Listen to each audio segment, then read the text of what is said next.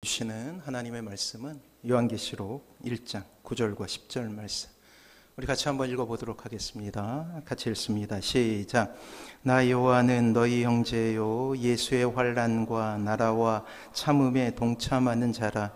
하나님의 말씀과 예수를 증언하였으므로 말미암아 반모라는 섬에 있었더니 주의 날에 내가 성령에 감동되어 내 뒤에서 나는 나팔 소리 같은 큰 음성을 들으니. 아멘. 자, 하나님께서 무엇인가 회복하기를 원하실 때에 먼저 자신의 마음을 이 땅의 백성들에게 보여주셔요. 고난 가운데 상처받은 사람들을 위해 하나님은 위로라는 하나님의 선한 도구를 통하여서 이 땅의 백성들을 품으십니다. 위로는 따뜻한 말이나 행동으로 괴로움을 덜어주거나 혹은 슬픔을 달래주는 것이라고 할 수가 있어요. 이미 우리는 예전의 설교를 통해 위로가 어떤 의미인지 살펴본 적이 있습니다. 이 위로는 헬라어 원어로 하면 더욱더 그 뜻이 분명해지는데, 위로란 곁으로 부르다라는 뜻을 가지고 있어요. 왜 우리의 인생 가운데 위로가 필요할까요? 그것은 신자가 발을 딛고 살아가는 곳이 세상이기 때문이에요. 죄가 지배하는 세상 가운데 필연 신자라 할지라도 고난을 당하기도 하고 불행이라는 불청객을 만나기도 하기 때문이죠. 세상 사람들이 당하게 되는 사고를 예수님을 믿는다고 해서 피할 수는 없다라는 거예요. 때로는 거대한 재앙 가운데 신자도 속할 수 있음을 우리는 먼저 알 필요가 있다라는 것입니다. 원래 인간은 하나님과 관계를 맺고 좌우로는 사람과 관계를 맺으며 아래로는 하나님께서 창조하신 만물과 관계를 맺은 가운데 피조 세계를 잘 다스리고 가꾸어서 살아가야 될 의무와 책임을 가진 존재입니다. 이 관계 가운데서 인간은 드디어 지극한 행복을 경험할 수 있게 되는 것이죠. 그러나 우리가 잘 알듯이 인간은 하나님을 버리고 스스로 하나님의 자리를 차지하려 합니다. 이것을 우리는 타락이라고 부르죠. 선악과를 따먹는 그 인간의 마음 속에는 하나님의 자리, 왕의 자리를 차지하려고 하는 욕심이 숨겨져 있었기 때문입니다. 그리고 이 욕심은 선악과를 따먹는 행위를 통하여서 죄가 되어버린 거예요. 이 죄의 결과로 이 땅은 수많은 악이 번성하게 되죠. 그리고 투쟁의 역사가 일어나게 됩니다. 위로는 하나님과, 옆으로는 이웃들과, 그리고 아래로는 이 땅에 있는 피조물과 투쟁하는 역사가 되는 거예요.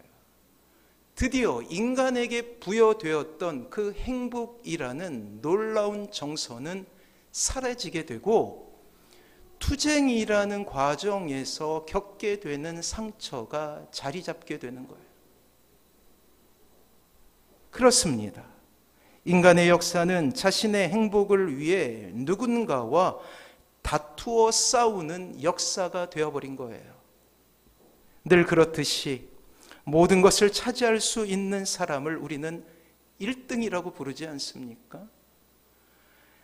이 1등을 제외한 모든 사람은 어쨌거나 박탈감을 느낄 수밖에 없고 때로는 불행하다 느낄 수밖에 없는 거예요. 1등을 제외하고 그 모든 사람은 당연히 불행이라는 것에 노출될 수밖에 없음을 우리는 깨닫게 된다는 것이죠. 누군가는 이 부조리한 세상 속에서 좌절하고 또한 처절한 열등감 속에 시달리기도 하고 또한 누군가의 행복을 위해 희생을 당하기도 하는 거예요. 자신의 행복을 위해 달려가다가 수많은 사람을 불행에 빠뜨리기도 합니다. 이러한 투쟁 가운데 지친 우리에게 필요한 것이 바로 위로라는 복음이에요. 우리가 살아가야 할 곳은 세상입니다. 피할 수 없는 투쟁이 있는 곳이에요. 여전히 주님을 만나고 주님의 사랑을 경험했지만 우리는 곧바로 하늘나라에 갈 수 없어요. 여전히 우리의 코에 생기가 닿는 날까지 우리는 이 땅에 머물며 이 땅의 투쟁 가운데 살 수밖에 없는 존재라는 것이죠. 이러한 세상 속에서 신자가 다시금 용기를 얻고 또한 행복을 찾을 수 있는 한 가지 방법은 우리가 지난주에 데오빌로에게 편지를 썼던 이 누가라는 사람을 통해서 보았듯이 오직 그리스도, 오직 예수 외에는 없음을 우리는 고백할 수 있어야 된다라는 것이죠. 그리하여 우리는 오늘도 다시금 오직 복음으로만 회복할 수 있음에 대해서 오늘 말씀을 통해서 확인하게 될 것입니다. 사랑하는 성도 여러분, 다시금 하나님의 위로함을 얻어야 합니다. 그 위로함 가운데서 비로소 우리는 소망을 얻기 때문이죠. 이제 다시금 오늘 우리가 읽은 성경 본문으로 우리는 들어가겠습니다. 자, 오늘 우리가 읽게 되는 요한계시록 1장의 말씀은 로마 시대를 배경으로 하고 있어요. 로마 시대 때 기독교인들은 대략 10번에 거쳐서 대박해를 경험하게 되지요. 사도 요한이 밤모섬에 유배되던 그때 역시 이러한 박해의 바람이 전 로마를 휩쓸고 있을 때였어요. 첫 번째 박해를 한 황제는 우리가 잘 알고 있는 사람입니다. 네로라고 불리우는 황제이죠. 그는 우리가 잘 알듯이 기독교인들을 불태워 황제의 정원을 밝혔다고 할 정도로 잔인함으로 기독교인들을 포갑했어요. 그리고 이때 사도 베드로와 바울 사도가 순교를 당하게 됩니다. 그는 정신병적인 마음으로 로마에 불을 지르죠. 그리고 그 책임을 기독교인들에게 돌렸어요. 수많은 기독교들이 핍박 가운데서 죽임을 당하게 됩니다. 또한 네로 황제에 이어서 두 번째 기독교인들을 잔인하게 박해한 황제는 사람들에게 적그리스도라는 그러한 별칭을 얻을 정도로 잔혹하게 기독교인들을 핍박했어요.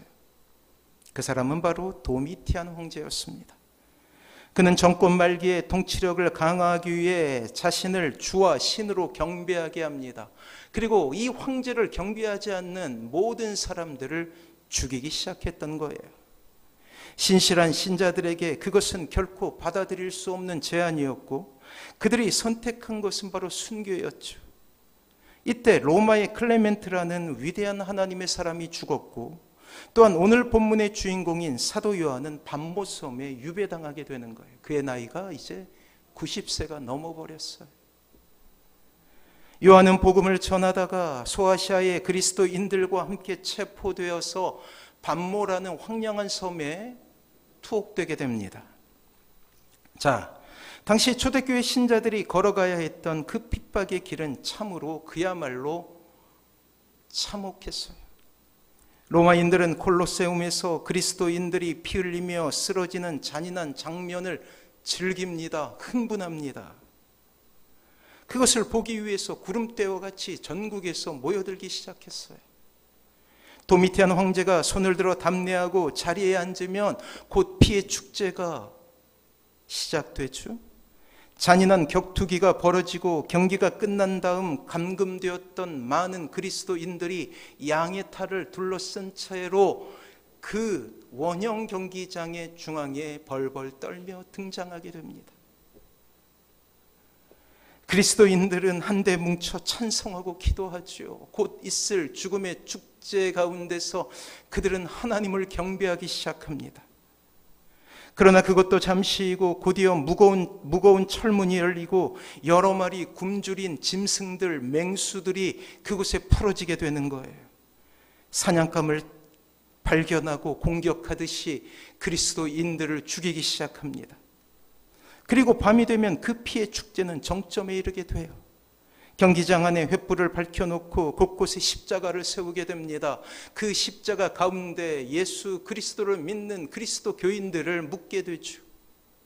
그리고 아래에 장작을 쌓아놓습니다. 형제들은 그리스도인들 수십 명을 십자가에 묶은 뒤 기름을 뿌려대고 그곳에 불을 붙여요. 그리고 사람들은 흥분하기 시작합니다. 황제 숭배를 거부한 사람들, 이 땅에 처음 크리스찬, 초대교회 신자라고 불리우는 그들의 삶의 모습은 바로 이러한 고난과 핍박 가운데서 죽는 것이었어요. 주님을 알았기에 결코 포기할 수 없는 복음을 붙들고 주님의 이름을 외치며 이 세상을 살아갔던 초대교회 신자들의 모습은 바로 그리했다라는 것입니다. 오늘 요한계시록을 쓰고 있는 반모섬의 요한 사도 역시 다른 사도들이 그러했듯이 고난의 시간을 지나쳐온 사람이었죠. 요한은 자신을 이렇게 오늘 본문을 통해서 소개하고 있습니다. 우리 9절 말씀을 다시 한번 읽어볼까요? 주보에 있습니다. 같이 있습니다. 시작. 요한은 연희 형제요, 예수의 환난과 나라와 참음에 동참하는 자라. 하나님의 말씀과 예수를 증언하였으므로 말미암아 반모라 하는 섬에 있었더니. 자, 요한은 자신을 소개하며 이렇게 이야기하죠. 예수의 환난과 나라와 참음에 동참하는 자라 라고 소개하고 있어요. 핍박의 한가운데 있는 자신의 모습을 보라라는 것이죠. 당시 반모섬은 가시와 엉겅퀴로 뒤덮인 불모지였습니다. 모든 공민권과 재산을 박탈당하고 외딴 섬에 유배되는 것은 사형 다음으로 중한 형벌이었어요. 예수님께는 12제자가 있지 않았습니까? 그 중에 11제자는 순교를 당하게 되었어요. 그리고 남아있는 이 요한 사도만이 그의 이 수명을 다하게 되는데, 하나님은 요한계시록이라는 위대한 하나님의 서신서를 쓰기 위해서 요한을 살려두셨던 거예요. 하지만 살아도 사는 것이 아니었고 중노동과 거친 매질로 채워진 시간이었어요. 오늘날도 90세 이상이라는 나이는 참으로 연약하기 짝이 없는 나이 아닙니까? 헌데 당시에 90세가 넘는 나이로 중노동을 경험하고 매질을 당하고 있었다면 참으로 그것은 하나님께서 목숨을 연장시켜 주시지 않으면 살아갈 수 없는 그런 환경이었다라는 거예요. 이 반모섬은 사람이 살 수 없는 황량한 돌섬으로 여름에는 물이 없어 무더위에 시달려야 했고 겨울에는 혹독한 추위가 엄습하지만 땔감으로 사용할 수 있는 나무가 없었던 곳이었어요. 그야말로 중형적 죄수들만 유배시켜 죽음을 자초하게 하는 최악의 유배지라고 할 수가 있습니다. 이렇게 고통의 시간을 온몸으로 받아하는 시간을 살아왔기 위해 이방 나라 곳곳에서 벌어지는 참혹한 핍박의 현장은 곧 이 요한이 살고 있었던 반모섬의 참으로 고통스러운 현장이었다고 우리가 같이 공감할 수 있게 되었다라는 것입니다. 그리고 사도 요한에게 늘 눈물 나는 중보의 기도의 제목이 멈추지 않았던 것은 그가 사랑하는 형제 자매들, 동료들이 여전히 이 핍박 가운데 있었기 때문이죠. 길고 긴 고통의 하루를 끝내고 사도 요한은 유숙했던 동굴에서 반드시 눕기를 거절합니다. 왜요? 이 땅에 인생들을 위해 중보 기도를 하기 위해서 그는 반드시 눕는 것을 거절하고 엎드려서 잠을 청했던 것이. 그래서 전해지는 이야기에 의하면 이 이마에 항상 이 땅을 접촉하고 있었기에 두터운 굳은 살이 배겼다고 해요. 다른 사도들이 모두 떠난 그 초대교회 혹독한 박해의 장소를 그 늙고 힘없는 그 팔로 안고 기도하며 하루하루 주님께서 자신을 부르실 그날을 위해 살아가고 있었던 것이죠.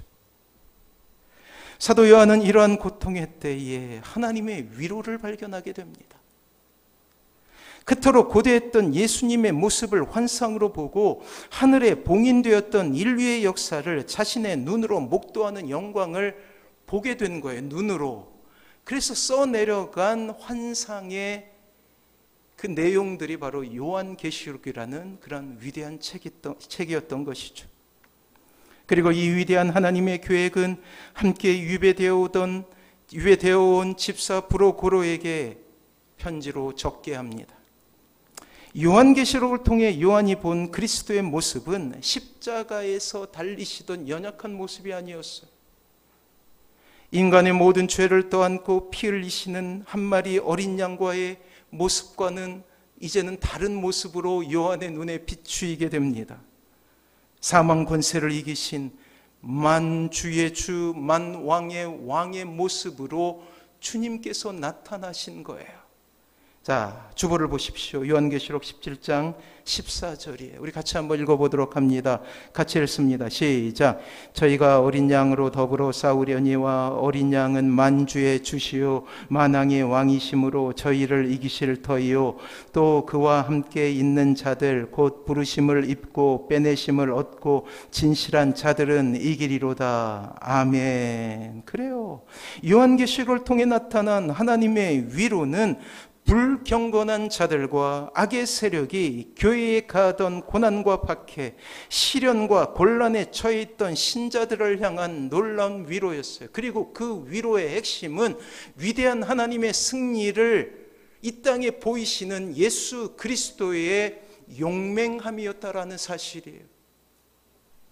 그렇기에 고통스러운 고난의 시기, 가슴 아픈 신음의 소리가 하늘을 울리는 때였지만 결국 악한 영의 세력은 패하고 주님은 승리함으로 이기게 된다라는 놀라운 비전을 보게 했던 것입니다.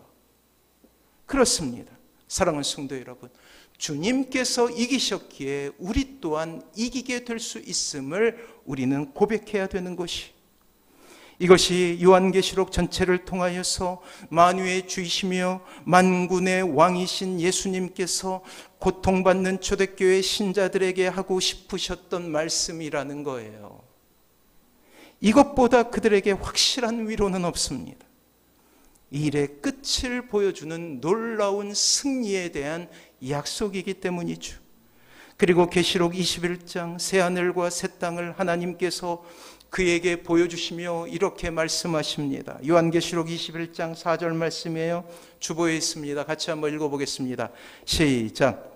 모든 눈물을 그 눈에서 씻기심에 내가 다시 사망이 없고 애통하는 것이나 곡하는 것이나 아픈 것이 다시 있지 아니하리니 처음 것들이 다 지나갔음이러라. 아멘.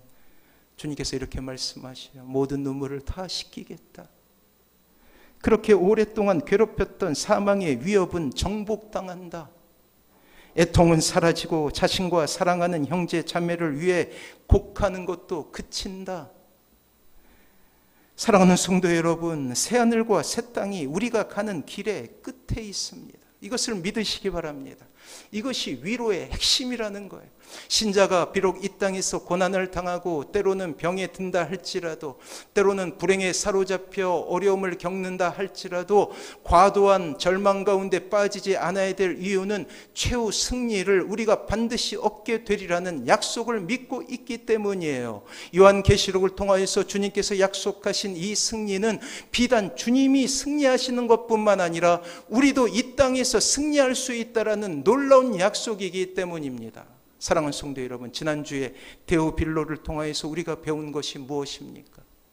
그래요.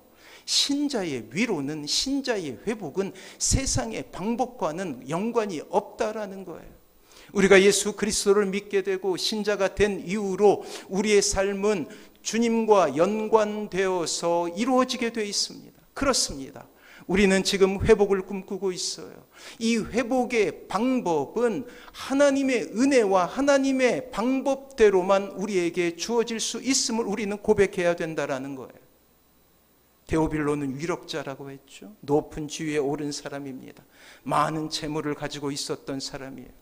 그러나 누가가 하고 싶었던 것은 그러한 재물이, 그러한 건강이, 그러한 지위가, 그러한 명예가 당신을 회복시키고 당신을 행복하게 하는 것이 아니라 예수 그리스도의 복음만이 당신을 행복하게 할 수 있음을 전하고 있었다라는 거예요. 또한 오늘 말씀을 통하여서 요한 사도의 입을 통하여서 하나님께서 우리에게 말씀하고 있습니다.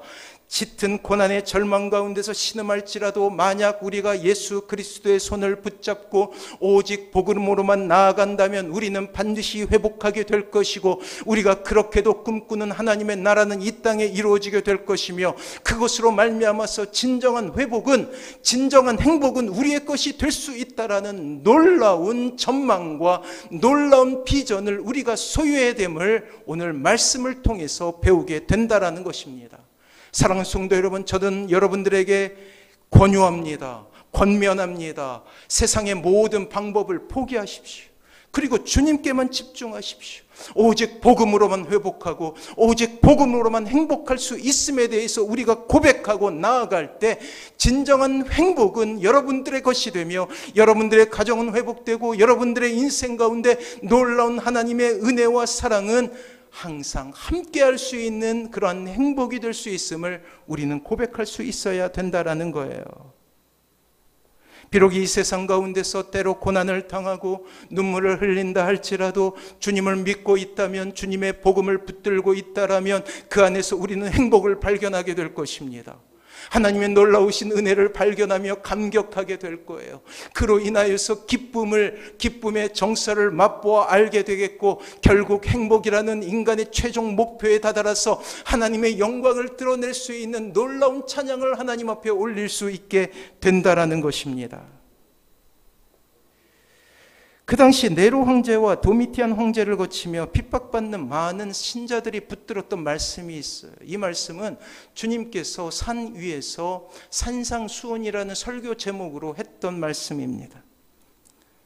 한번 들어보시기 바랍니다. 요한복음 5장 10절과 11절과 12절 말씀에 주보에 있지만 제가 한번 읽어보도록 하겠습니다. 의를 위하여 핍박을 받는 자는 복이 있나니 천국이 저희 것임이라. 나를 인하여 너희를 욕하고 핍박하고 거짓으로 너희를 거스려 모든 악한 말을 할 때에는 너희에게 복이 있나니 기뻐하고 즐거워하라. 하늘에서 너희 상이 큼이라. 너희 전에 있던 선지자들을 이같이 핍박하였느니라. 사랑하는 성도 여러분, 초대교회 신자들은 그 핍박과 절망과 한숨 가운데서 주님께서 주셨던 이 말씀을 붙듭니다. 의를 위하여 핍박을 받는 자는 복이 있다. 오히려 핍박 가운데서 기뻐하고 즐거워하라, 그렇게 말씀하십니다. 사랑하는 성도 여러분, 여러분들이 마음을 먹는다고 해서 기뻐하고 즐거워할 수 있습니까? 여러분들의 감정을 여러분들이 조절할 수 있습니까? 아닙니다. 이 말씀은 하나님께서 여러분들을 기뻐하고 즐거워할 수 있게 만들어주신다라는 거예요. 오늘 요한계시록의 말씀을 통해 그 역사의 끝을 보여주시며, 너희들은 지금 핍박당하나 결국은 승리하게 될 거야 라는 귀한 약속을 통해서 여러분들을 일으키길 원하신다라는 것입니다. 이제 이 지긋지긋한 고통에서 벗어나고 싶다라고 말할 그 즈음에 예수님께서 가장 사랑하시던 제자 요한을 통해 이 말씀을 하고 싶으셨던 것이죠. 기뻐하고 즐거워하라. 하늘에서 너희 상이 클 거야. 의를 위하여 핍박을 받는 자는 복이 있나니 천국이 너희 것이다. 그리고 사랑하는 제자 요한을 통해서 눈으로 직접 그 영광의 날을 보게 하십니다. 그리고 소아시아 7교회에 이 편지 요한계시록을 보내심으로 말미암아서 이 편지를 읽는 자들마다 소망이 생기고 기쁨이 생기고 행복으로 다시금 일어날 수 있는 놀라운 은혜를 경험하게 하시는 거예요. 상상해 보십시오. 이 편지를 감격에 겨워 읽어 내려가는 초대교회 신자들을 말이에요. 고난이 삶의 긴 시름이 되었던 때 아닙니까? 고통이 친구가 되어서 매일매일 삶이 가시밭을 지나가던 때였어요. 사랑하는 가족들이 언제 죽을지, 자신이 또한 언제 그러한 죽음의 자리에 서 있을지 알지 못하는 때였어요. 그러나 100살이 다 된 선생 요한으로부터 전해 들은 그 승리의 소식, 위로의 말씀을 받아들고 다시금 고난의 현장에서 일어날 수 있게 됩니다. 그리고 초대교회 신자들은 불꽃같이 타오르는 삶을 살아가게 되죠. 죽음을 결코 두려워하지 않습니다. 이 모습을 본 이 로마의 병정들과 로마의 관리들은 기겁을 하게 되는 거예요. 죽음 가운데서도 기뻐하고 있는 사람들을 보게 된다라는 것이죠. 의를 위해 핍박받는 것이 신자들에게 영광이었고 기쁨이었습니다. 왜 그렇습니까? 십자가에서 몸소 그 고난의 길을 보여주신 주님이 계시지 않았습니까? 그들은 상상했을 거예요. 아, 주님께서 그렇게 고난을 당하셨구나. 그래서 베드로 사도는 거꾸로 십자가에 달려 죽잖아요. 감히 내가 주님께서 달리셨던 그 십자가에 주님과 같은 모습으로 죽지 못함을 고백하며 말이에요. 초대교회 신자들이 세례를 받는 그 순간은 죽음을 전제로 한 신앙의 시작을 의미했어요. 그러면서도 많은 사람들이 세례를 선택하고 세례를 받고 그것 때문에 고난을 당합니다. 도망치고 끔찍한 폭행에 몸이 멍들고 상해도 그들이 받은 사랑, 십자가에서 흘리신 보혈이 여전히 따스하게 그들의 심장에 흐르고 있었기에 결코 주님을 배반하지 않고 그 사랑 가운데 머물기를 소원하며 하나님의 은혜로 다시금 일어나 주님을 바라보는 놀라운 역사가 그들에게 있었기 때문이죠. 그리고 초대교회 신자들은 요한계시록의 마지막을 장식하는 말씀으로 인사를 하기 시작합니다. 자, 요한계시록 22장 20절 말씀이 우리 같이 한번 읽어볼까요? 같이 읽습니다. 주보에 있습니다. 시작. 이것들을 증거하신 이가 가라사대 내가 진실로 속해오리라 하시거늘 아멘 주 예수여 오시옵소서 라고 인사를 하기 시작했어요. 그것을 원어로 우리는 이렇게 표현합니다. 그들은 만날 때마다 이렇게 인사해요.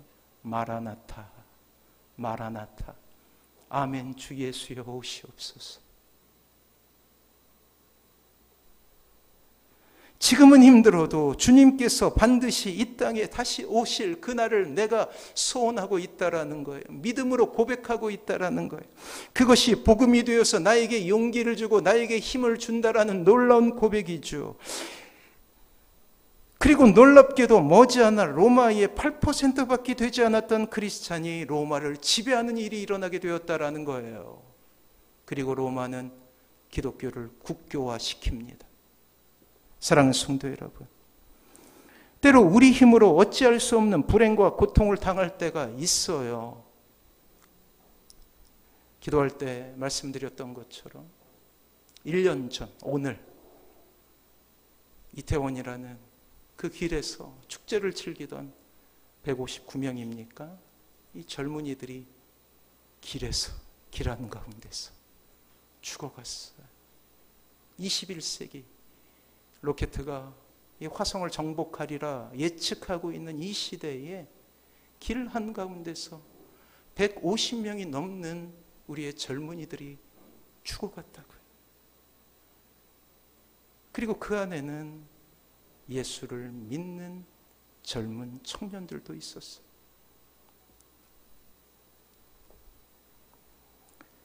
또한 이 땅에 여러 가지 불행의 이유들이 있죠. 자신의 의사와 상관없이 불행한 집안에 태어나기도 하고 또한 아픈 몸으로 태어나기도 하며 불가항력적인 일을 당해 평생을 고통스럽게 살아가기도 합니다. 그리고 예수님을 믿고도 여전히 피할 수 없는 시련이 우리를 덮치게 되죠. 때로 인간관계가 무너지기도 하고 사랑하는 사람이 예기치 못한 죽음 가운데 놓이게 되며 같이 슬퍼할 수도 있어요. 믿는 사람들도 중한 질병에 걸릴 수 있음을 우리는 깨닫게 됩니다. 가정 경제가 기울어져서 빚조차 보기 힘든 고난의 때가 찾아오기도 하죠. 그리고 그렇지 않은 이유 때문에 말할 수 없는 고난의 자리에서 때로는 불이익을 당하고 고통을 경험하기도 합니다. 따돌림과 견제는 말로 형용할 수 없는 어려움이 되기도 하지요. 이러한 고통 속에서 우리에게 필요한 것은 고난 너머에 있는 하나님의 더 큰 계획과 섭리를 보는 거예요.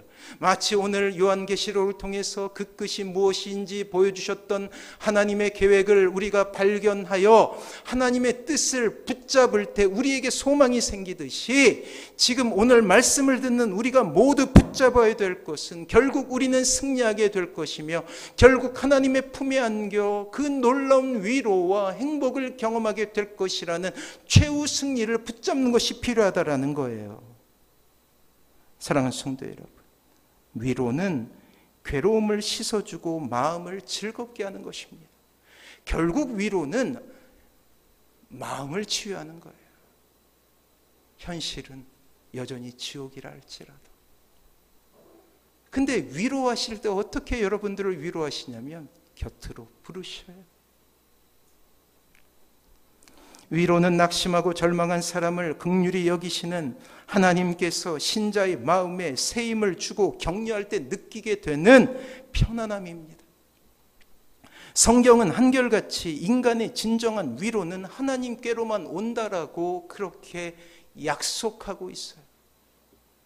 이 세상 속에 살아가는 신자가 실수하는 것은 더 이상 세상이 주는 위로가 신자에게 효력이 없다라는 것을 망각하는 데 있어요. 신자가 되었음에도 불구하고 예전에 나를 위로하고 나에게 힘을 주고 나에게 기쁨이 주었던 것을 찾을 때 신자는 거기서 괴리감을 느끼게 되는 거예요. 예전엔 그 안에서 위로함을 얻었는데 지금은 못 누려요. 그렇다고 신앙으로 한 걸음 더 나아가는 것도 아닙니다. 어중간하게 있는 거예요. 그리고 그 안에서 절망을 경험하게 되죠. 하나님의 자녀가 되었음에도 이전에 누렸던 세상의 위로를 그리워하게 됩니다. 세상 속으로 들어가면 예전에 누리던 행복을 찾을 수 있다라고 착각하는 것이죠. 하지만 기억하십시오. 우리가 출애굽한 세상에서 우리는 노예였습니다. 이집트에서 우리는 노예였다고요.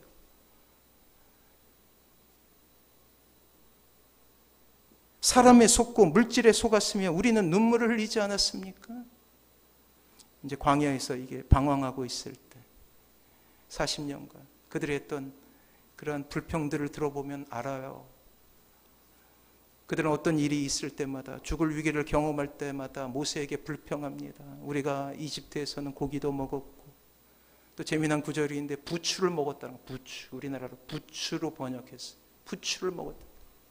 그것에서는 굶지 않았다라는 거예요. 마음껏 물을 마실 수 있었다라는 거예요. 하나님의 은혜를 경험하면서도 만나와 메추라기를 먹으면서도 구름 기둥과 불 기둥을 보면서도 그들은 원망했어요.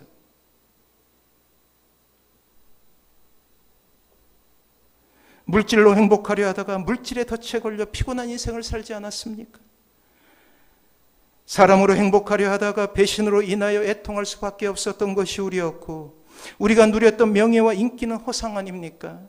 배신당하고 다 잃고 난 뒤에 드디어 우리는 하나님을 찾을 수 있었어요. 문제는 악한 영은 다시금 이렇게 상처뿐인 세상으로 우리를 유혹하고 있어요. 신자는 악한 영의 유혹에 호응하게 됩니다. 그러면서 세상에 예전에 즐겼던 일들로 돌아가게 되는 거예요. 다시금 세상은 큰 배신으로 신자를 농락하고 그 안에서 신자는 참으로 그 고통을, 큰 고통을 경험하게 되는 것이죠. 사랑하는 성도 여러분, 단호하게 저는 말씀드릴 수 있습니다. 이전에 세상에서 누렸던 기쁨의 조건들은 신자에게 더 이상 효력을 나타낼 수가 없다라는 거예요. 우리에게 왜요? 우리에게는 새로운 행복의 기준이 생겼기 때문이죠. 그렇습니다. 그것은 바로 하나님 안에 누리는 기쁨과 행복이에요. 오늘 말씀으로 우리가 확인했듯이 참을 수 없는 고난 가운데서도 행복을 누렸던 초대교회 신앙의 선배들은 그런 비결을 알았던 사람들 아닙니까? 원형 경기장에 피비린내 나는 그곳에서도 그들은 의연할 수 있었어요. 오히려 하나님의 이름을 찬양하고 하나님의 이름을 높이기 시작합니다. 가다콤 무덤 밑에서 시체가 썩는 내가 진동하는 곳에서도 그들은 예배하며 행복할 수 있었어요. 순교의 현장 그곳에서도 그들은 웃을 수 있었습니다. 어떻게 이런 일이 일어날 수 있습니까? 그렇습니다. 그들은 최악의 상황 속에서 하나님의 위로를 발견할 수 있었기 때문이에요. 설교 처음에 우리는 위로가 곁으로 부르다라는 뜻을 가진다고 했어요. 그렇습니다. 주님과 동행함을 경험할 때 우리는 행복해할 수 있는 사람이에요. 하나님께서 오늘 여러분들을 부르고 계십니다. 세상 속에서 지쳐있는 우리를 곁으로 부르시고 보살피고 권면하시는 부성을 가지신 하나님의 사랑이 여기에 있다는 것이죠. 사랑하는 성도 여러분, 지금 여러분들의 이름을 부르고 계십니다. 힘들지, 내 안에 쉬렴. 이 부드러운 음성을 들으시기 바랍니다. 다시 산상수훈의 말씀을 통해서 주님께서는 여러분들을 이렇게 위로하고 계셔요. 마태복음 5장 4절 말씀입니다. 우리 같이 한번 읽어보도록 할게요. 같이 읽습니다. 시작. 애통하는 자는 복이 있나니 그들이 위로를 받을 것이며. 하나님의 위로, 신자가 이 세상에서 다시금 회복을 이야기할 수 있는 이유, 그것은 신자는 오직 복음으로만 행복해질 수 있고 회복할 수 있음을 우리는 고백할 수 있어야 한다라는 것입니다. 우리가 회복을 꿈꿀 수 있는 이유, 우리가 반드시 회복할 수 있는 이유, 그렇습니다. 언제나 정답은 복음이에요. 이 회복의 은혜로 다시금 일어나시는 사랑하는 모든 성도님들 되시길 주님의 이름으로 축원합니다. 우리가 찬양함으로 이 마음을 주님 앞에 드리도록 할게요. 충만 무명이어도